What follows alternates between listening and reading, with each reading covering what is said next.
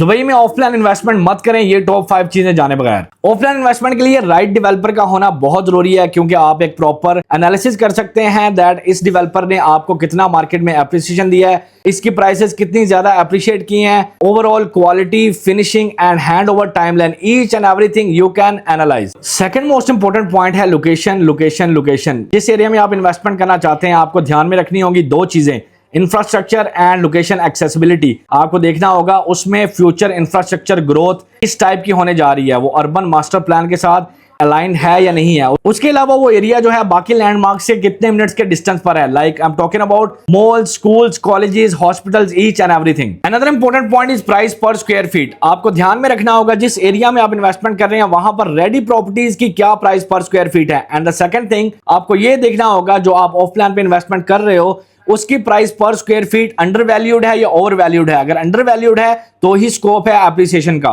Dubai की market इतनी saturated हो चुकी है, वहां पर आपको 80-20 से लेके 50-50, 50-50 से लेके 1% पर मंथ तक के पेमेंट प्लान देखने को मिलेंगे। लेकिन इन सब पे ध्यान दिए बगैर आपको देखना होगा कि आपकी पॉकेट के हिसाब से कौन सा पेमेंट प्लान आपके लिए सबसे ज्यादा सूटेबल रहेगा। इसके बाद आखिरी बात जिसको आप बिल्कुल नेगलेक्ट नहीं कर सकते वो है डिमांड एंड सप्लाई। आपको देखना होगा जिस एरिया में आप इन्वेस्टमेंट कर रहे हो वहां पर एक्चुअली में कितनी डिमांड है और वहां पर सप्लाई कितनी आने वाली है, क्योंकि अगर आपकी डिमांड हाई है और सप्लाई कम है तो ही वहां पर एप्रिसिएशन का स्कोप है। लेकिन अगर सप्लाई ज्यादा है अगले 4 या 5 साल के अंदर और डिमांड बहुत कम नीचे जा रही है तो वहां पर एप्रिसिएशन का कोई स्कोप नहीं है। अब इन सब चीजों को ध्यान में रखते हुए आपको अगर ये जानना है कि दुबई में ऑफ प्लान के अंदर सबसे अच्छा प्रोजेक्ट आपके लिए कौन सा है जहां पर एक्चुअल पैसा आप बना सकते हो, तो उसके लिए उसको जानने के लिए अभी मुझसे कांटेक्ट करें।